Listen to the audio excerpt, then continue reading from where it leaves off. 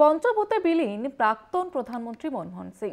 নিগমবোধ ঘাটে গান স্যালুটে সম্পূর্ণ রাষ্ট্রীয় মর্যাদায় বিদায়।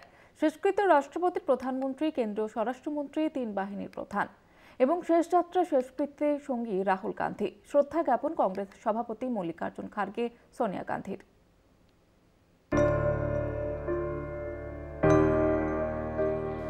গান স্যালুটে পূর্ণ রাষ্ট্রীয় মর্যাদায় সম্পন্ন দেশের প্রাক্তন প্রধানমন্ত্রী মনমোহন সিং এর শেষকৃত্য।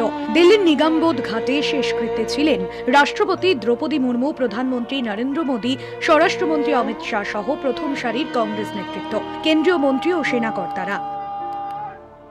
এদিন সকাল 9টা নাগাদ বাসভবন থেকে মনমোহন সিং এর মৃতদেহ নিয়ে যাওয়া হয় কংগ্রেস দপ্তরের উদ্দেশ্যে। সেই সময় তাকে শ্রদ্ধা জ্ঞাপন করেন কংগ্রেস সভাপতি মল্লিকার্জুন খার্গে, সোনিয়া গান্ধী, রাহুল গান্ধী। কংগ্রেসের প্রধান কার্যালয় থেকে মনমোহন সিং এর শেষ যাত্রা শুরু হয় শ্মশানের উদ্দেশ্যে। সেনার ট্রাকে করে নিয়ে যাওয়া হয় প্রাক্তন প্রধানমন্ত্রীকে। শেষ যাত্রায় অংশ নেন কংগ্রেস নেতাকর্মী সহ তার অনুগামীরা। বৃহস্পতিবার রাতে বয়সজনিত কারণে দিল্লি এইমসে শেষ নিঃশ্বাস ত্যাগ করেন দেশের প্রাক্তন প্রধানমন্ত্রী মনমোহন সিং।